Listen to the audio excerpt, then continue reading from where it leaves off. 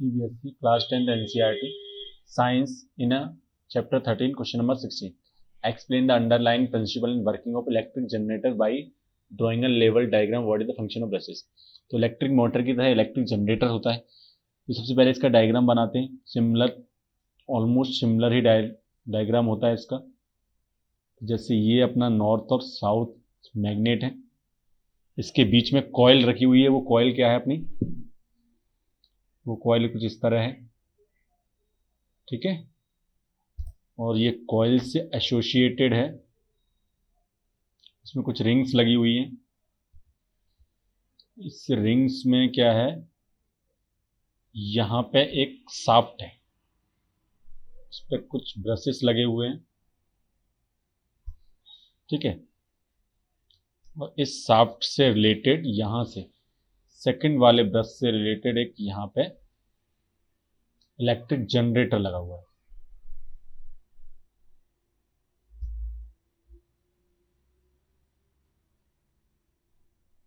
ठीक है। ये क्या है, इलेक्ट्रिक जनरेटर है, इलेक्ट्रिक जनरेटर का ये फिगर है। ये ब्रशेस हैं B1 B2, ये यहाँ पे रिंग्स लगी हुई है। यहाँ पे ये दोनों क्या है, रिंग्स हैं, रिंग्स लगी हुई है, ठीक है। ये क्या है, A है, B है, ये C है और ये D है। यहाँ पे जो पॉइंट है, यहाँ पे एक ब्रश लगा हुआ है, वो B1 है, और यहाँ पे एक ब्रश लगा हुआ है, वो क्या है, B2 है, ठीक है। अब इसका प्रिंसिपल क्या है, सबसे पहले इसका प्रिंसिपल समझ लेते हैं कि प्रिंसिपल क्या है। ये किसके फिनोमेना पे काम करता है, इलेक्ट्रोमैग्नेटिक इंडक्शन के फॉर्मूले पे काम करता है, फिनोमेना, इंडक्शन के फिनोमेना पे काम करता है, ठीक है। अब क्या होता है कि जब भी कॉइल रोटेट होगी, तो जब when coil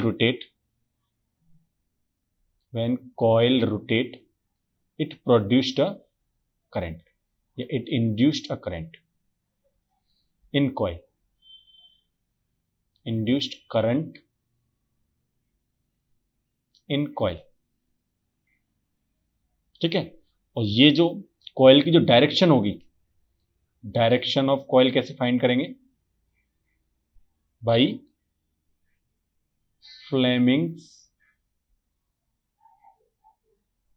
Fleming's right hand rule, ठीक है। ये तो आपका वर्किंग प्रिंसिपल हो गया। अब वर्किंग कैसी होगी इसकी, वर्किंग भी समझ लेते हैं, ठीक है। वर्किंग क्या होगा, जो एक्सल लगा हुआ है उस पर दो रिंग्स लगी हुई हैं। अब ए बी मूव्स अप, जो ए बी है वो अपवर्ड डायरेक्शन में जाएगा, और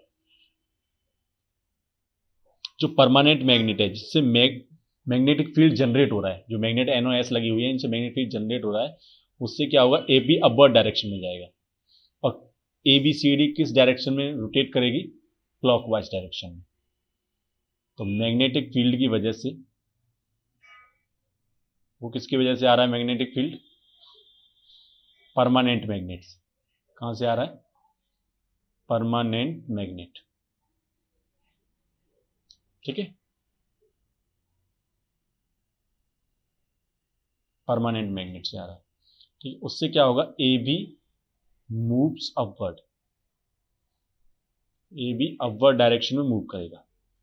तो कॉइल कहां, किस डायरेक्शन मूव करेगी, कॉइल ABCD रोटेट्स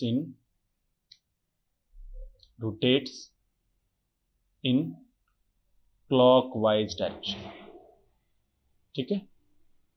इस डायरेक्शन में जाएगी, क्लॉकवाइज डायरेक्शन में। अगर हम फ्लेमिंग का राइट हैंड रूल लगाएं, तो इंड्यूस्ड करंट किधर होगा, डायरेक्शन आर्म AB और CD के, जो करंट इंड्यूस हुआ अगर फ्लेमिंग के राइट हैंड के अनुसार, वो AB और CD के अलोंग होगा। तो direction of current by RH rule, current along AB and CD, ठीक है। तो इसमें अब कॉइल में ABCD में क्या हो रहा है, करंट फ्लो हो रहा है, अगर larger number of turns in coil है, अगर बहुत ज़्यादा नंबर्स हैं कॉइल में, तो हमेशा हमें लार्ज करंट मिलेगा। इस मीन्स के करंट जो एक्सटर्नल सर्किट में फ्लो हो रहा है B2 टू B1 में, ठीक है, तो करंट, ठीक है, अगर लार्ज कॉइल है, मोर कॉइल्स हैं या मोर राउंड्स हैं, इसका मतलब क्या होगा, लार्जर करंट होगा, लार्जर करंट, ठीक है। अब क्या होगा कि करंट, अब हम ये तो अदर एक हाफ रोटेशन हो गया। अब जब फ्लो CD में स्टार्ट मूविंग करने लगे और AB में, CD में अपवर्ड डायरेक्शन में और AB में डाउनवर्ड में। अब यहाँ पे पहले क्या था, CD अपवर्ड में था, अब CD पहले डाउनवर्ड में था और AB अपवर्ड में था। तो अब CD में अपवर्ड होने लगेगा, तब क्या होगा कि बोथ आर्म में जो करंट चेंज हो जाएगा वो चेंज हो जाएगा और उसकी डायरेक्शन अब क्या हो जाएगी, ABCD नहीं रहेगी, अब क्या हो जाएगी, direction DCB, direction of current DCBA हो जाएगी।